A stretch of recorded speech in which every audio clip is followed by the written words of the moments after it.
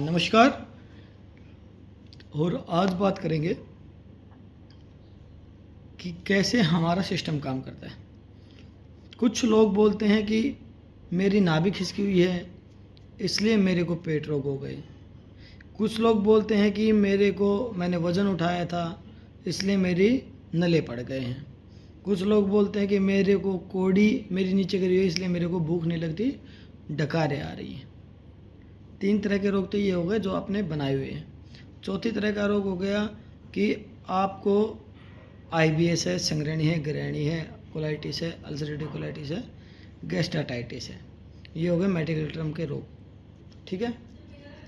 और एक तरह के रोग हो गए कि आपको मिली जुली सरकार, मिली जुली मतलब कि आपको IBS भी है और आपकी नाभि भी प्रॉब्लम है, ठीक है। मिली जुली सरकार लगभग पेशेंटों को है, मतलब कि आपको IBS के भी लक्षण दिख रहे हैं और आपको नाभि खिसकने के भी लक्षण दिख रहे हैं। मैं उनको क्लियर करना चाह रहा हूँ, एक बार सुन लीजिए। यदि आपकी नाभि अपनी जगह पे धड़कन महसूस नहीं हो रही, हाँ तो आपकी नाभि खिसकी हुई है, हाँ तो आपकी नाभि खिसकी हुई है। और उस नाभि को यदि सेट करेंगे और अपनी जगह पे आ जाएगी, उस नाभि को सेट करेंगे और अपनी जगह पे आ जाएगी, और अपनी जगह पे आने के बाद दोबारा नहीं खिसकेगी, तो आपकी नाभि खिसकी हुई थी और आपको नाभि खिसकने की वजह से ये सब रोग हो रहे थे। सीधी बात है। आप जैसे ऊपर की तरफ खिसकी तो आपको कब्ज हो गई, कॉन्स्टिपेशन हो गया, लेफ्ट साइड में गए तो। आपको नीचे की तरफ गई तो आपको लूज मोशन लग गए। आपको थोड़ी सी लेफ्ट साइड से इधर ऊपर की तरफ गई तो आपको ब्लोटिंग हो गई और पेट में एठेंसी हो गई, ठीक है। इस तरह के मुश्किलात रोग होते हैं नाभि खिसकने से। नाभि खिसकने से कॉन्स्टिपेशन होगा या फिर लूज मोशन लगेंगे।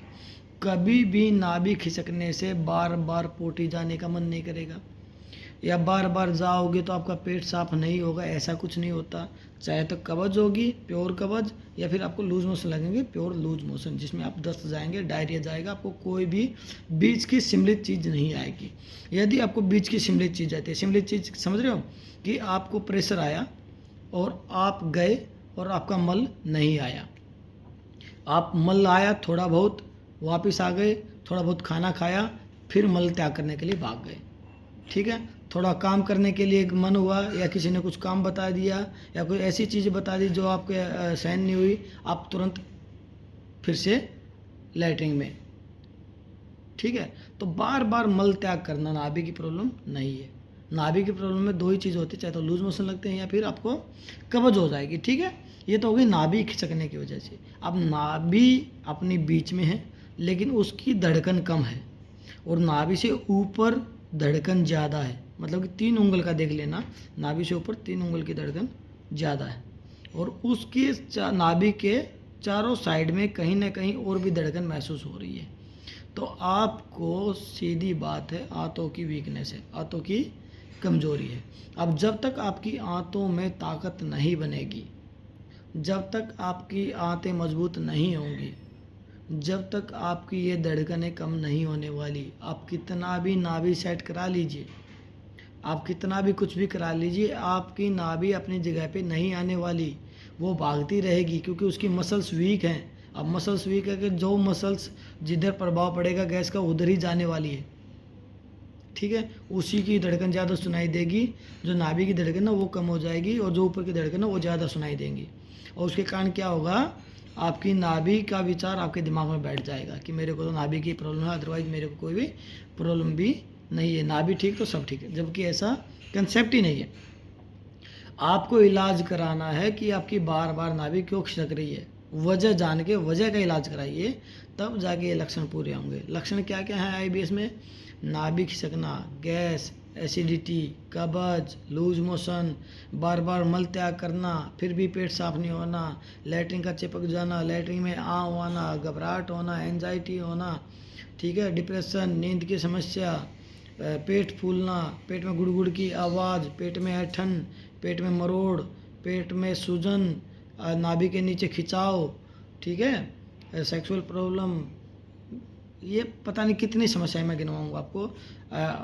ऑडियो में कट कट की आवाज़ आना, थकान रहना, कमज़ोरी रहना, ऐसा रहना, कुछ काम करने का मन नहीं करना, गुस्सा, इरिटेशन, पता नहीं कितने प्रकार के रोग सम्मिलित हैं आईबीएस में।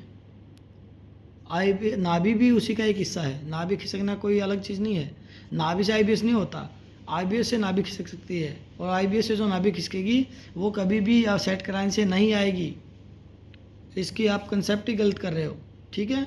ये डायग्नोज करना सीख लो कि आपको आईबीएस पहले स्ट्रेस आया था या पहले पेट का रोग आया था।